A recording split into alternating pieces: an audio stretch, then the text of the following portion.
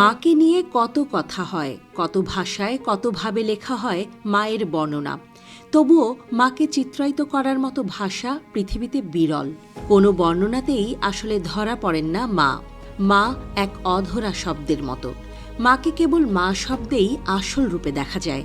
মায়ের বিবরণ কেবলই মা। মায়ের ত্যাগ তিতিক্ষার গল্প অনেক আছে।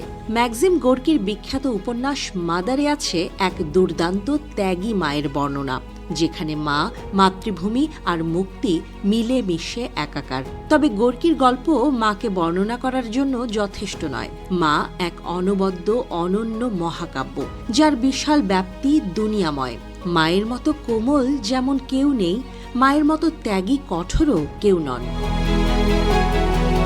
আর মা, মাতৃভূমি আর মুক্তি তিন শব্দ যখন একই বিন্দুতে দাঁড়ায়, তখন লেখা হয় পৃথিবীর সবচেয়ে সাহসী গল্প, অমর অক্ষয় মহাকাব্য। বাংলাদেশেও জুলাই গণ অভ্যুত্থানে এই তিন শব্দ মিলেছিল একই বিন্দু। মুক্তির মিছিলে মাতৃভূমি রক্ষার তাগিদে নিজের সন্তানের মায়া ভুলেছিলেন মা। তারপর ঘটে গেছে সেই সাহসী ঘটনা। সন্তানের রক্তস্রোতে ভেসে গেছে স্বৈরাচার।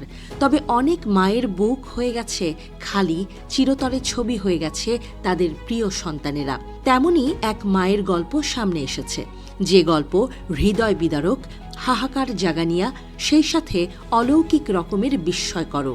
মৃতকে শনাক্তে যেখানে গোটা পৃথিবীকে থাকতে হয়েছে ডিএনএ টেস্টের অপেক্ষায়, সেখানে এক জুলাই শহীদের মা তার সন্তানকে চিনতে পেরেছেন রক্তের টানে।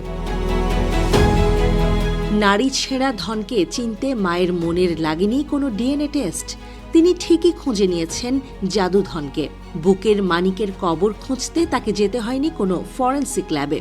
সেই খবরই পুলিশের বরাতে জানিয়েছে গণমাধ্যম, যেখানে বলা হয়েছে ছাত্র জনতার গণ অভ্যুত্থানে শেখ হাসিনা সরকারের পতনের পর থেকেই রাজধানীর রায়ের বাজার কবরস্থানে গিয়ে নিখোঁজ সন্তানের খোঁজে একটি গাছের নিচে গিয়ে দাঁড়িয়ে থাকতেন এক মা।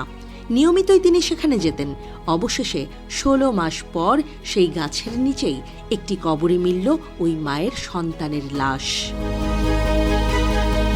বুধবার রাষ্ট্রীয় অতিথি ভবন যমুনায় জুলাই বিপ্লবের নিখোঁজদের ডিএনএ সংগ্রহ সংক্রান্ত প্রতিবেদন প্রধান উপদেষ্টার হাতে তুলে দেন সংশ্লিষ্টরা।